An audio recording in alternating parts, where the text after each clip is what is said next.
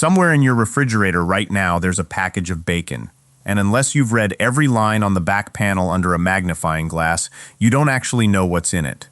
Not really. You know the picture on the front. Smiling pig, Sunrise Farm, the word natural in a friendly font. What you don't know is which of the pork bellies that came through the plant that week ended up in your pack, whether it was cured the way the front of the box implies, or whether the company that made it just spent months distributing a recall you never heard about. In July of 2025, the USDA's Food Safety and Inspection Service pulled the emergency brake on roughly 367,812 pounds of fully cooked turkey bacon. Class 1. That's the agency's own most serious risk category, the one reserved for situations where eating the product could reasonably be expected to cause serious, permanent health consequences or death. The product had been sitting on shelves and in kitchens across the country, and some of it had already left the country for months before anyone pulled it. We'll get to exactly which brand that was, and it isn't the only name on this list carrying weight it shouldn't. Then there's the ingredient nobody reads carefully: mechanically separated meat, the leftover paste of bone, skin, and scraps pushed through a sieve under pressure, molded into a strip and dyed to look like something a butcher cut by hand. And there's the loophole sitting right on the label of the products marketed as the healthy choice. The word uncured next to celery powder, which sounds like it means no chemical preservative went anywhere near your food. It doesn't mean that. Not even close. We'll get to that too. 10 bacon brands, ranked from the one that's merely disappointing to the one that's actively built to fool you, followed by 4 brands that are doing something closer to what's printed on the label. Worst to most serious, let's get into it. Number 10, Kroger, the store brand sitting in nearly every one of the chain's own refrigerated cases. Read the ingredient panel on a typical pack of grocery store bacon, and you'll find some version of the same 6 things over and over: pork, water, salt, sugar, sodium phosphate, sodium erythorbate, and sodium nitrite. That combination isn't unique to Kroger. It's close to the industry default, which is exactly the point. A store brand like this one gets contracted out to whichever supplier submits the lowest bid that quarter. And when that supplier or that processing facility changes, which it does, the label doesn't have to change with it. You could buy the same box 2 months apart and have no way of knowing it came out of 2 entirely different plants. Here's where the sodium phosphate part gets interesting. In June of 2025, a team at UT Southwestern Medical Center published a study in the journal Circulation showing that a high phosphate diet triggers a brain-mediated pathway that raises blood pressure, essentially by overactivating the sympathetic nervous system through a hormone called FGF23. That's real, peer-reviewed science. What it is not is a study that fed people bacon and watched their blood pressure spike. It's a mechanism study, largely in animal models, that shows how excess dietary phosphate could push blood pressure up over time. A 2025 study found the pathway. Nobody has run the clinical trial proving a strip of Kroger bacon does it to you personally, and it's worth being honest about that distinction, instead of skipping straight to a scarier headline. There's also the question nobody at the store can answer for you: whether the pork behind this label ever touched ractopamine, a growth-promoting feed additive banned in more than 160 countries, including the entire European Union, China, and Russia, but still legal and widely used in American hog production. Kroger doesn't say either way on the package. Neither does almost anyone else on this list. That's not a Kroger problem specifically. It's a whole industry transparency problem, and store brands sit at the bottom of it because there's no premium story being sold that would require the company to disclose anything more. Number 9, Bar S. If you've never heard of it by name, that's kind of the business model. Quiet, value-tier bacon sold on price and nothing else. Bar S has been owned since 2010 by Sigma Alimentos, a subsidiary of Alpha, a large Mexican industrial conglomerate. That's not inherently damning. Plenty of good food companies have foreign owners. What it does mean is that the folksy branding on the package has nothing to do with who's actually running the business or setting the sourcing standards behind it. Bar S competes almost entirely on shelf price, and shelf price in the pork industry is set at the confinement farming level, the large-scale operations that keep costs down through volume rather than through any particular attention to how the animal was raised. The company doesn't publish sourcing standards, doesn't disclose whether the pork it buys ever came from an operation using ractopamine, and doesn't make any claims about antibiotic use, humane certification, or traceability back to a specific farm. None of that makes Bar S uniquely bad. It makes Bar S ordinary, a brand offering literally nothing beyond a low number on a shelf tag, in a category where the actual production standards, good or bad, stay invisible to you at checkout. Number 8. Farmland. The name and the packaging do a lot of work here. Rolling fields, a farmhouse silhouette, the visual language of a small heartland operation. Farmland is owned by Smithfield Foods, the same company behind Eckrick, Nathan's Famous, John Morrell, and Farmer John, among more than a dozen other brands sold under completely different names on the same shelf. When one company owns that much of the meat case, the illusion of choice you're standing in front of in the bacon aisle is mostly just packaging design. You can pick up 3 different boxes, priced 3 different ways, styled for 3 different customer types, and have every one of them traced back to the same parent company's supply chain. That concentration matters for a reason beyond marketing. When one conglomerate controls that much shelf space under that many names, there's less competitive pressure pushing any individual brand to differentiate on quality rather than on price and packaging. Smithfield's broader ownership and legal history, which we're getting into fully in a few minutes because it belongs to the biggest name on this list, applies to Farmland too, since it's manufactured inside the same corporate structure, running the same standard cure formula as the company's other value tier labels. The Heartland Farmhouse branding on a Farmland box isn't lying exactly. It's just describing an aesthetic, not an actual supply chain that looks meaningfully different from anything else Smithfield sells under a different name. Number 7.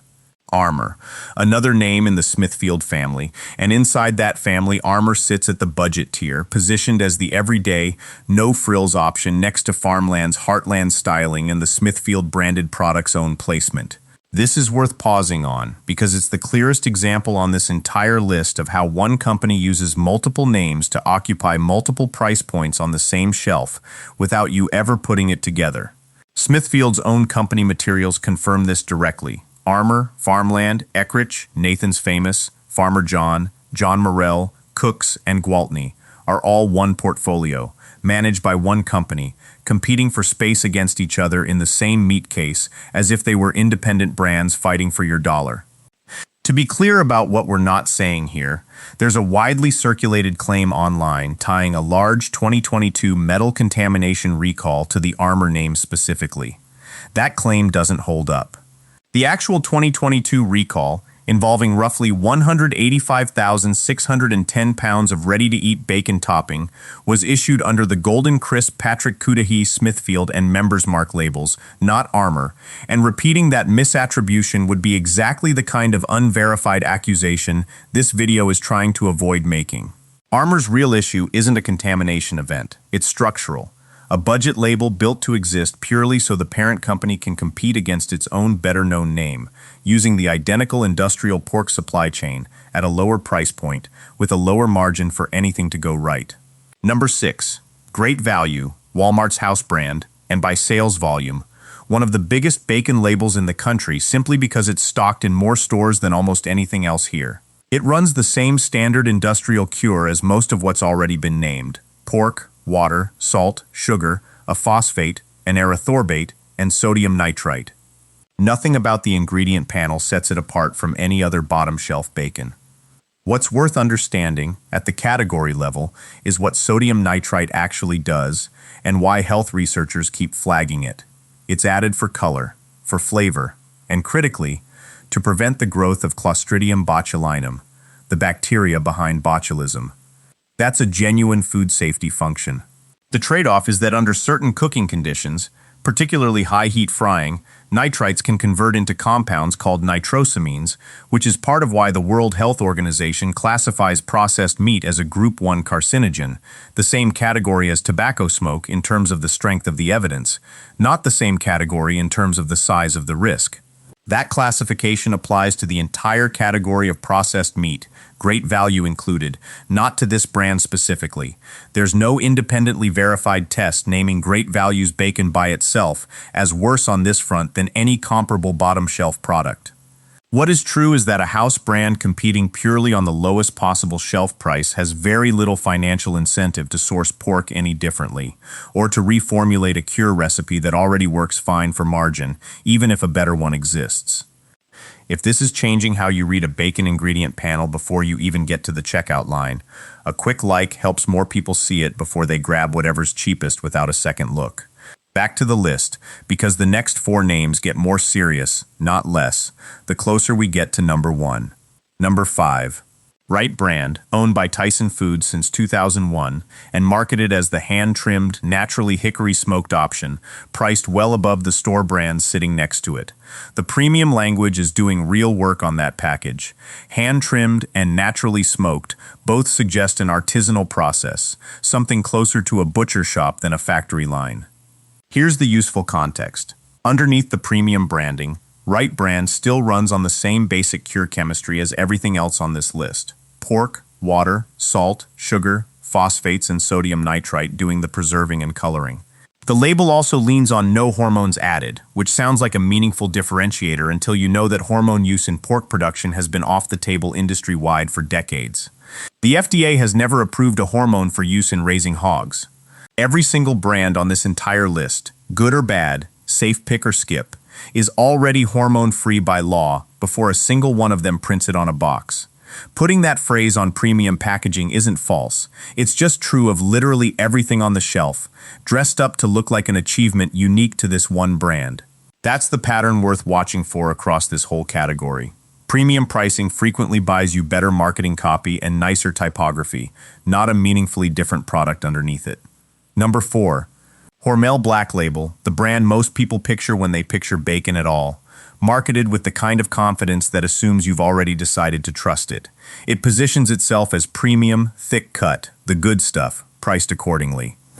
In 2024, Hormel Foods settled its portion of a long-running federal antitrust case, in pork antitrust litigation, filed in the District of Minnesota. The plaintiffs alleged that major pork processors, Hormel among them, coordinated through a data-sharing service called AgriStats to fix, raise, and stabilize pork prices going back to 2009. Hormel's own regulatory filings confirm the company reached settlement agreements with the plaintiff classes in the spring of 2024, more than a decade after the alleged conspiracy is said to have started. That's not a rumor or an online claim. That's the company's own disclosure, on the record, describing a case it chose to settle rather than fight through to a verdict. Set that against the Black Label premium positioning, and there's a real tension worth sitting with.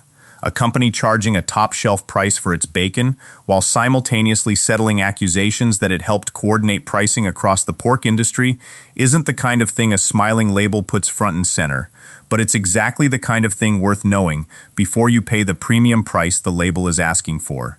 None of this means Hormel's product itself is unsafe to eat. It means the premium you're paying is buying branding and market position at least as much as it's buying a meaningfully different bacon. Number 3. Smithfield itself, the name on its own packaging, and functionally the parent company, standing behind Farmland and Armour, both of which you just heard about a few minutes ago. Smithfield is the largest pork producer in the United States. Full stop, multiple brands under one roof, running through plants that process an enormous share of the pork sold in this country under any label at all. Here's the part that surprises most people. Smithfield hasn't been an American-owned company since 2013. That year, Shuanghui International, a Chinese conglomerate later renamed WH Group, acquired Smithfield Foods for approximately $4.72 billion in cash, at $34 a share, financed in part through a loan from the Bank of China.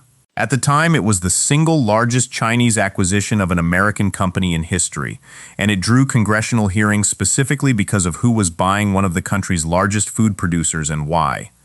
To be fair about what that ownership does and doesn't mean, Smithfield's American operations, the pork you're actually buying at a U.S. grocery store, are still processed domestically. The narrative that your Smithfield bacon gets shipped to and from China isn't accurate, and repeating it would be exactly the kind of invented detail this video is trying to avoid. What is accurate, and worth knowing regardless, is who profits from the sale and who ultimately controls the direction of the company that dominates the American bacon aisle. There's also Shuanghui's own history before the acquisition. In March of 2011, Chinese state broadcaster CCTV exposed that a Shuanghui subsidiary had been sourcing pigs raised with clenbuterol, an illegal growth-promoting drug in China, known there as lean meat powder. Shuanghui publicly apologized, and 5 people connected to the scheme were later convicted, one with a suspended death sentence, a reflection of how seriously that particular scandal was treated domestically. That history predates the Smithfield acquisition and involves a different country's supply chain, but it's part of the same corporate family now writing the rules for a large share of America's bacon. And separate from all of that, there's the price-fixing history. Smithfield paid roughly $200 million total across 3 separate settlements in the same pork antitrust litigation that caught Hormel. $83 million to direct purchasers in 2021, $42 million to restaurants and other buyers, and $75 million to indirect consumers in early 2022. 3 settlements, 3 separate plaintiff groups, 1 company, in a case built around the accusation that the biggest names in American pork coordinated with each other instead of competing. Number 2, Oscar Mayer, owned by Kraft Heinz, and the brand behind the recall mentioned at the very top of this video.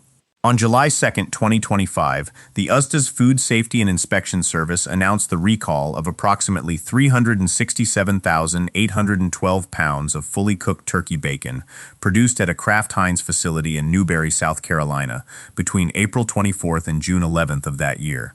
The concern was possible contamination with Listeria monocytogenes. FSIS classified it Class 1, its own most serious risk category, meaning the agency determined there was a reasonable probability that eating the product could cause serious, permanent health consequences or death. The recalled bacon had already shipped to retail locations nationwide, and some of it had been exported internationally, to the British Virgin Islands and Hong Kong, before the recall was announced. Listeria isn't a pathogen to shrug off. It's one of the more dangerous bacteria tracked in the American food supply, and part of what makes it dangerous is timing. Symptoms can take weeks to show up after exposure, which means someone could eat contaminated bacon, feel fine for a stretch, and have no reason to connect a later illness back to a package that's long since been thrown away or eaten entirely. That lag is exactly why recalls like this one matter more than they might seem to on the day they're announced. By the time a Class 1 recall makes headlines, the affected product has usually already been sitting in refrigerators for weeks or months. Oscar Mayer runs the same standard industrial cure as most of this list. Nothing unusual on the ingredient side beyond the recall itself. But a company big enough to be one of the most recognized names in American meat, operating out of a modern Kraft Heinz-run facility, still shipped roughly 368,000 pounds of potentially contaminated product across the country and overseas before anyone caught it. Brand recognition and package design tell you nothing about what's actually happening on a specific production line on a specific day, and this is exactly the kind of event that proves it. Number 1. Butterball turkey bacon, and it's at the top of this list for a different reason than everything before it. Nothing here involves a lawsuit, a recall, or a corporate ownership scandal. Butterball earns the top spot because of what it's built to do. Get picked up by someone who is actively trying to eat healthier. Someone reading 60% less fat on the front of the package, and reasonably concluding this is the smarter swap. Read the ingredient list on Butterball's own product page, and the first ingredient listed isn't turkey. It's mechanically separated turkey, meat, skin, and connective tissue, mechanically pressed off the bone under pressure into a paste, then reformed into strips and colored and flavored to resemble sliced bacon. That paste gets patted out with canola oil and sunflower oil to try to replicate the fat content and mouthfeel of real pork bacon, since turkey alone doesn't have nearly enough natural fat to fake the texture people expect from bacon. The company's own marketing leans hard on the fact that it's 60% less fat and 40% less sodium than regular pork bacon, a comparison against Augusta data for cooked pork bacon, and that comparison is accurate as far as it goes. What it leaves out is that swapping the species doesn't touch the actual health concern researchers have spent decades studying. The World Health Organization's own classification of processed meat as a Group 1 carcinogen, based on a review of more than 800 studies, doesn't carve out an exception for turkey. Processed is processed, whether the animal started as a pig or a bird. The cure chemistry, the nitrites, the nitrosamine formation under heat, none of that changes because the label says turkey instead of pork. Butterball isn't the most dangerous product on this list in terms of a single acute event.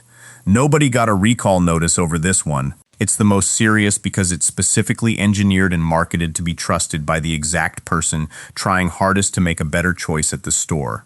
And that trust isn't earned by the actual ingredient panel underneath the 60% less fat headline. That's the 10 to skip, or at minimum to buy with your eyes open about what you're actually getting. Here are 4 brands doing something different, ranked from solid to genuinely excellent, along with one important caveat that applies to some of them, so you don't walk out of this video thinking any of them are flawless, because none of them are. They're just meaningfully better than what's parked next to them on a typical grocery shelf. Number 4, and the most widely available of the 4, Niman Ranch. It's a network of more than 750 independent family farms, and every one of them raises pork that's certified humane, meaning no gestation crates, no farrowing crates, and no antibiotics used at any point, ever, not even to treat sickness. An animal that gets sick on a Niman Ranch farm gets pulled from the program entirely. The pigs are heritage breeds, Duroc, Chester White, Berkshire, raised on a vegetarian feed that produces noticeably deeper flavor and better natural fat, without needing a chemical shortcut to fake it. Niman Ranch also prohibits ractopamine across its entire supply chain, a real point of separation from most of what's on the skip list, and the bacon itself is slow smoked over real applewood for 6 hours or more. Here's the caveat, and it applies to Niman Ranch specifically, as well as to several other uncured products marketed as cleaner. The ingredient list reads pork, water, salt, turbinado sugar, and celery powder. Celery powder sounds like a plant-based natural alternative to synthetic sodium nitrite. Chemically, it isn't. Celery is naturally high in nitrates, and when it's processed into powder form and added to cured meat, bacteria convert those nitrates into the exact same nitrite compound a company would otherwise add synthetically. Dariush Mozaffarian, the former dean of Tufts Friedman School of Nutrition, has said publicly there's little evidence celery-cured meat is actually healthier, and both Consumer Reports and the Center for Science in the Public Interest have formally petitioned the USDA to stop letting companies label this process uncured, calling it actively misleading. It's still a genuinely better product on nearly every other measure. It just isn't nitrite-free, no matter what the front of the package implies. Number 3, Tenderbelly, a craft producer out of Austin, Texas. The pork comes exclusively from Berkshire and Duroc heritage breeds, raised crate-free, with no antibiotics and no added hormones. Instead of injecting brine to speed up curing and add water weight, the way most of the brands on the skip list do, Tenderbelly dry rubs the pork belly by hand and cures it slowly over 12 days, then smokes it over real hardwood for roughly 8 hours, compared to the couple of hours an industrial line typically spends. That slower process means less added water and a cure that's actually doing something, rather than just moving product through a plant fast. Tenderbelly's no-sugar line goes further than the standard version.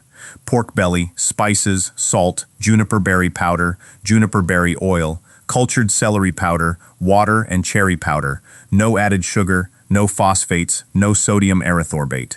The same celery powder caveat from Niman Ranch applies here too, since cultured celery powder is still functioning as a nitrite source. But stripping out the phosphates and the erythorbate, the two additives most directly tied to the sodium phosphate research mentioned earlier in this video, is a real, verifiable difference in what's actually going into the cure. Number 2. Peterson's Natural Farms out of Hamilton, Texas, and the most interesting entry on this half of the list because of one specific detail. Its true no-sugar, uncured bacon is the only product across either half of this video that doesn't use celery powder at all. The ingredient list is pork, water, and less than 2% combined of salt, vinegar, citrus extract, pomegranate extract, and rosemary extract, using the natural antimicrobial properties of those extracts instead of a nitrite source of any kind, plant-derived or synthetic. There's no brine injection here either. The bacon is hickory smoked, the pork is raised without antibiotics or growth stimulants, and the entire product line carries Whole30 approval, a genuinely strict clean eating standard. The most practical thing about Peterson's, compared to the other 3 brands on this half of the list, is availability. It's stocked at Whole Foods, Sprouts, and a number of regional grocery chains, not sold exclusively online, which matters if you actually want to buy this instead of just hearing about it in a video. Number 1, and the benchmark this entire second half of the list gets measured against, U.S. Wellness Meats. Its sugar-free pork bacon has exactly 2 ingredients: hickory smoked pork and sea salt. That's the whole label. No sugar, no nitrite, no nitrate, no celery powder standing in for nitrate, no phosphates, no sodium erythorbate, no liquid smoke flavoring pretending to be real hardwood smoke. Just pork and salt, cured and smoked the way bacon existed before any of the additives on the rest of this list were invented. The pork itself is pasture-raised on regeneratively farmed land, with no antibiotics and no added hormones anywhere in the process, and the product carries Whole30, Paleo, and Keto certification. The real limitation is availability and price. It's an online-only brand, and it costs meaningfully more per pound than anything on the skip list, sometimes more than anything else on this half of the list too. That's the honest trade-off sitting underneath the cleanest ingredient panel of anything covered in this entire video. You're not paying for branding here. You're paying for the absence of everything the first 10 brands on this list are quietly relying on. So here's the actual pattern underneath all 14 brands in this video. Almost every bacon brand in an American grocery store, budget or premium, runs some version of the identical industrial cure: pork, water, salt, sugar, a phosphate, and a nitrite source. Whether that source is synthetic sodium nitrite or celery powder, doing the exact same chemical job under a friendlier name. The difference between the brands you should skip and the brands worth the extra money almost never comes down to a single dramatic scandal. It comes down to slower curing instead of brine injection, heritage breeds instead of confinement operations raised purely for volume, and companies willing to publish exactly what's in the package instead of hiding behind a picture of a farm that has nothing to do with where the meat actually came from. The recalls are real, and they matter. Oscar Mayer's 367,812-pound Listeria recall chief among them. The ownership concentration is real too. A handful of conglomerates, one of them foreign-owned since 2013, control most of what looks like consumer choice in that aisle.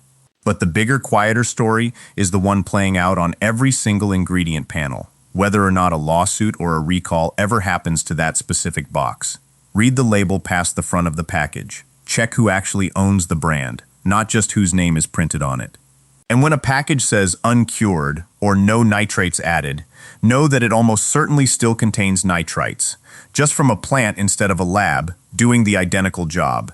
None of the 4 brands at the end of this list are perfect, and this video already told you exactly where each of them falls short. But knowing the difference between a genuinely better process and a better designed label is the whole point of actually reading before you buy, instead of just trusting the picture on the front.